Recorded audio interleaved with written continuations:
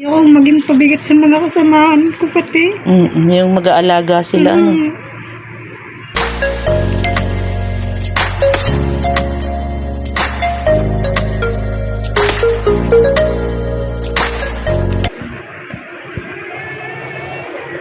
Patingin niya ako na yung paa. Hindi ano na. Alsin mo ng kalahati, pakita mo yung ito dyan. Yan po, kabless yung kanyang paa. So, ang kanyang sakit ay TB sa buto. Ibig sabihin, nakuha pa rin kayo ng gamot sa center. Dapat mag-change kayo ng tawag na rin, ng gamot, ano. Kasi tuloy-tuloy, wala na daw change yun. Hindi na raw. Ayun na daw po. Yun na daw yun. Hindi yung iba nagsa-second opinion, ganun. Kahirap kong magpunta ng ospital at nanghiram pa kami ng sa regular. nanghiram kami ng ambulansya kay Ma'am Del. Para lang madala yung Ano yung may bayad? walang. Bakit hindi mo na manghiram? Wala naman palang bayad. Ay, wala akong mag-iintindi sa akin pagka in case po ako pinakontain yung Kaysa naman kayo na dito sa bahay.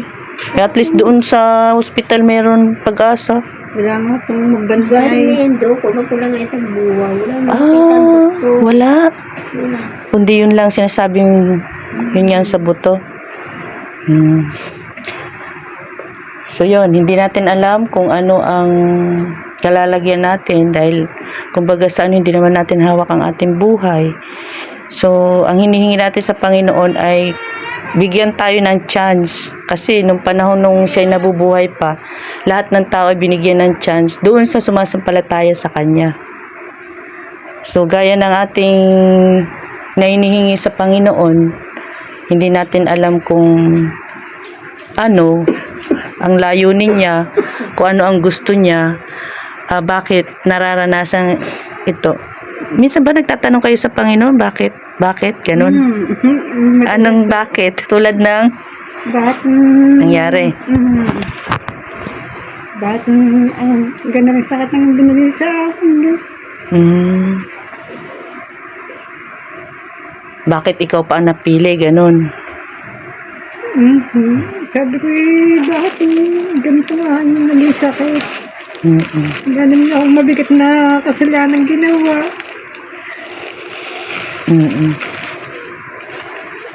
Ayun nga, malimit nga tatanungin ng ganun. Pero ang nagkaroon ka naman ng sama ng loob sa Panginoon o naitanong mo lang naman? Naitanong ko lang naman mo, pero hindi naman ako masama ang loob. Basta sabi ko nagtitiwala pa rin po ako sa inyo. Yun. O kasi hindi naman yung mawawala sa tao. Lalo't ikaw ay straight na namumuhay bilang isang tao. Lalo na pagka yung nasakit ng aking paa, yun, lagi kong tinatanong bakit. Masakit ba talaga? Minsan mainit na mainit ang pakiramdam ko. Ilang taong ka na? 49 mo. Oo nga. Pero ang Diyos naman ay alam yung nasa puso mo, alam yung nararamdaman mo, lalo yan. Ayan pala yung buto mo. Ibig sabihin, pag hinipo yung buto mo, hindi naman masakit. Hindi naman po. So, kasi may na-encounter din kami noon na sa buto naman siya. Pag sa buto, malayo pa lang, parang namamagnet, masakit na. Ayun na rin naman yun. Kaya tinatanong ko kung ano. Kaya ako yung nagtataka rin bakit tiba sa buto ay hindi naman masasakit ng aking mga buto. Oo nga. Daming mga sakit na hindi natin alam ano. Tignan mo nga ngayon ko narinig yan na TB sa buto. Oo. Pero sabi naman ng doktor, tinanong ko, doktor, ito ay nakakahawa dyan kami may batang kasama sa bahay.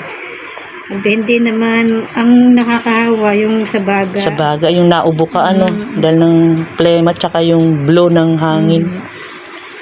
So gusto ko lang iparating uli sa iyo yung salita ng Panginoon, yung John 3:16, ganoon na lamang ang pag-ibig ng Diyos sa sanlibutan, kaya binigay niya ang kanyang bugtong na anak na si Jesus, upang ang sino man sumampalataya sa kanya hindi mapahamak, kundi magkaroon ng buhay na walang hanggan. Kung ang tanong natin, Panginoon, bakit nangyayari ito sa akin? Hindi natin alam kung anong layunin niya. Pero mayroon siyang magandang ibinibigay sa atin. Kung hindi man dito sa libutan, sa kabilang buhay. Kasi hindi naman natin alam ang buhay natin, di ba? So, ibig sabihin, kung sakali, dumating ba sa isip mo na ready ka na, ganun. Kasi hindi natin alam ang oras. Oo, nung babago-bago, hindi ko tanggap na, babae ko, kung inagan, hindi pa. Hindi ko maging pabigat sa mga kasamahan ko pati. Yung mag-aalaga sila, ano. Salamat naman sa Diyos at ganun. Yung iba nga dyan, lakas na lakas, di ba? Bigla na lang nagko-collapse, na aksidente, hindi natin alam kung ano. Ibig sabihin, binibigyan tayo ng chance na makapag-usap sa kanya, kung ano ang gusto niya, kung ano ang gusto natin, ganun. Ibig sabihin, may chance pa tayo. Hindi kagaya yung iba, nabigla, na hindi man lang nakapagdasal. Ikaw at least, kahit na ganyan, ibig sabihin, may pagkakataon at yun, ginamit niya si Kamandi para mapuntahan ka at maipaliwanag sa iyo na mahal ka naman talaga ng Panginoon. Ang bawat isa sa atin ay mahal ng Panginoon. Kaya sabi niya doon sa salita niya, ibinigay niya yung bugtong na anak niya dahil sa pagmamahal niya sa atin. Ibinigay niya dahil sa ating pananampalataya, gusto niya maranasan natin yung ligaya, kung hindi man natin maranasan dito, sa kabilang buhay. Kasi kung halimbawa, naghihirap naman tayo dito na hindi naman natin na tagpuan ng Panginoon, hindi natin alam kung, kasi sabi nga ng Diyos, dalawa lang naman mapupunta ng tao, langit at impyerno Wala nang iba doon. Yung sabing ang kaluluwa'y babalik, hindi po yun. Pinaliwanag mismo sa Biblia, sabi ng Diyos, dalawa lang. So, dito siguro pinararating ng Panginoon na may pag-asa. May pag-asa tayo. Ikaw bilang si Banji, ang Diyos ang nakakaalam nga. Sabi nga, hanggang dulo, hanggang hibla na ng buhok natin na pumapatak ay alam ng Diyos ang bilang. Kung alin ng buhok ang nawala, kung ilang buhok na lang natitira. So, sa Kanya lang talaga. So, ibinigay niya ang Kanyang bugtong na anak ng Panginoong Hesus para yung sumasampalataya sa Kanya ay hindi mapahamak. Ibig sabihin, maiayos yung pananampalataya, maiayos yung paniniwala sa Panginoon, maiayos kung papaano magkaroon ng direksyon sa Panginoon. Halimbawa, nakahiga ka lang dyan, nakilala mo ang Panginoon, kaya nga ikay tumanggap ng isang araw, Ibig sabihin, bukas sa puso mo, natanggapin siya bilang sarili mong tagapagligtas. Yun na yun, may tatak ka na. Ibig sabihin, sabi ng Panginoon, akin ka na. Kanya ka na. Kahit wala kang ginagawa, nakahiga ka lang, ang tinignan doon ng Diyos ay yung puso ninyong dalawa. So, ganon, ang kaloob ng Diyos ay buhay na walang hanggan. Yun ang dapat nating makuha.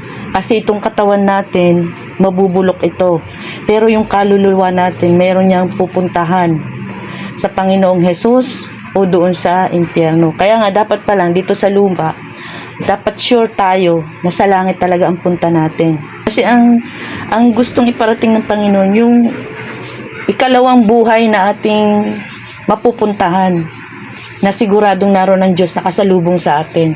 Kaya mapalad ka dahil sa sitwasyon mo, nakahingi ka pa ng tawad sa Panginoon, nagbigay pa ng chance sa Panginoon na tanggapin mo siya, nakarating ang balita sa inyo.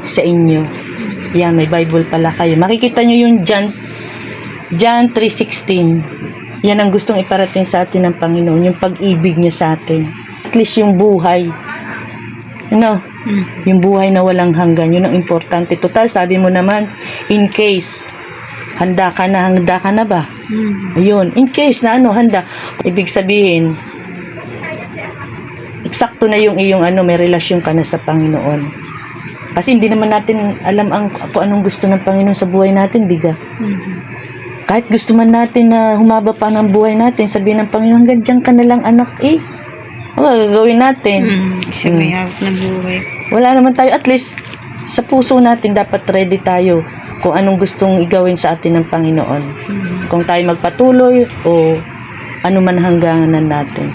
Yun, salamat sa Panginoon dahil ikaw ay naisip mo yung ganung sitwasyon na hindi ka maging pabigat Salamat sa mga salita niya na binibigyan pa rin tayo ng pag-asa. God is hope.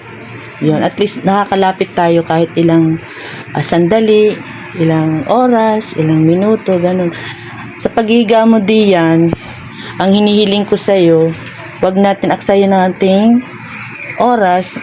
Anariyan ang Bible, nakakabasa kapag Edi inaninag ako ng flashlight. Medyo malabo na rin ang mata ko. ayun nga. Gatas na anin. Baka gamitin ng Diyos ang gatas na ito at saka yung mga binigay ng kay Banji, yung tinapay, yung gatas kahapon para maging kalakasan ng kanyang katawan sa pangalan ni Jesus. Yan.